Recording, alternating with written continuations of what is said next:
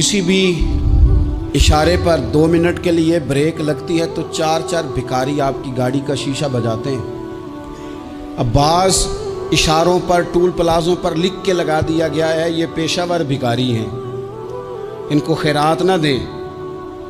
लेकिन मेरा सवाल ये है कि उन सारे भिखारियों को एक जगह पे खड़ा करके पूछना किसने है कि तुम भीख क्यों मांग रहे हो? उनके घरों तक उनके साथ किसने जाना है?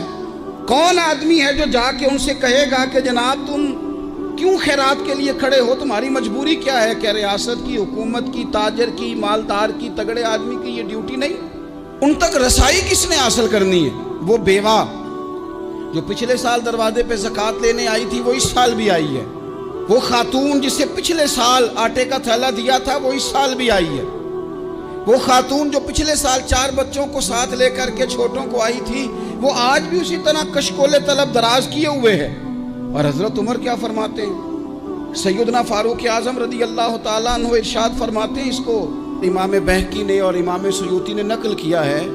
हजरत उमर फरमाया करते थे कि अगर मैं जिंदा रहा तो इराक वालों मैं तुम्हारी बेवाओं के लिए ज़रूरत का इतना सामान कर जाऊंगा कि बीबी जब तक जिंदा रहेगी किसी की मोहताज नहीं होगी। उसके लिए इस तरह के असबाब पैदा कर दिए जाएंगे कि उसे हाजत नहीं होगी। उसके लिए मुस्तकिल बुनियादों पर उसके अखराजात देख कर उसके लिए एहतमाम कर दिया जाए। उसे दोबारा कशकोले तलब दराज करने की ज़रूरत नहीं पड़ेगी। एक सहाबी थे हज़रत जनाब सैयदना खफाफ बिन ईमा गफ़ारी रदी अल्लाह ताला। इन्होंने बड़ा किरदार अदा किया था मैदान उहद में, इन्होंने और इनके साहिबजादे ने। तो इनकी बेटी एक दिन हज़रत उमर के पास आई। अब वो बेटी ब्याह के जा चुकी थी, उसकी शादी हो गई थी। हज़रत खफाफ बिन ईमा रदी अल्लाह ताला अन्हु की साहिबजादी अपने ससुराल चली गई थी, वहाँ उसका खामद इंतकाल कर गया। वो खातून वापस आ गई, वो हज़रत उमर से मिली, बेवा औरत।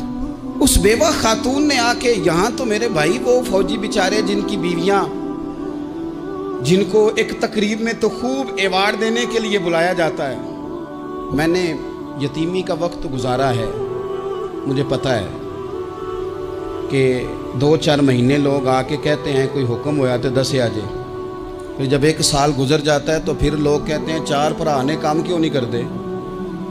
तो ऐसे तो नहीं ना कि अब्बा ऐसे ही चला गया था, बड़ा कुछ दे के गया है, किधर है फलानी चीज़। लोगों का नज़रिया थोड़े अरसे के बाद और हो जाता है।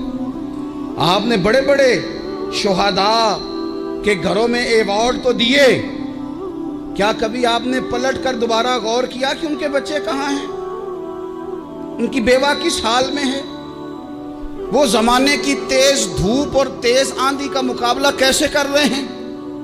बगैर बाप के जो इंसान को खुले आसमान तले वक्त गुजारना पड़ता है वो कितना को मुश्किल होता है।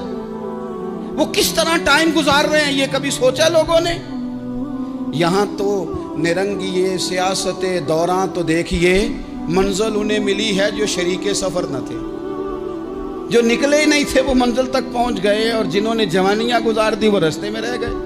हज़रत खफाफ बिन ईमा की साहिबजादी बेवा होके आ गई, बच्चे साथ थे। सरेरा जनाब उमर से मिली और मिल के कहने लगी, हुजूर मैं उस सहाबी की बेटी हूँ जिन्होंने ओहद वाले दिन अपने बेटे के साथ मिल के मुआसरा किया था।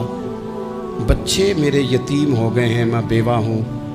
हज़रत फारूक आज़म रदी अल्लाह ताला अन्हु ने फ़हरिस्त नहीं मांगी, ख़र्चे की डिटेल नहीं मांगी, तुम आना फलाने से मिलना, परसों 9 बजे आ जाना दफ्तर, ये कोई बात नहीं की। हज़रत उमर गौर से खड़े उस बेटी की बात सुनी। छम छम सैयदना फारूक की आंखों से आंसू गिरे, दौड़ के घर गए, एक ऊंट निकाला, वहाँ से माले गनीमत का माल के भर के 2 बोरियाँ, और बोरियों में क्या था? चांदी भी थी, नकदी पैसे भी थे, कुछ ज़रूरत का सामान भी था, गल्ला भी था। 2 बोरियां भर के ऊंट पे रख के खुद लगाम उस बेटी के हाथ में थमा के का पुत्र सामान भी तेरा है, ऊंट भी तेरा है।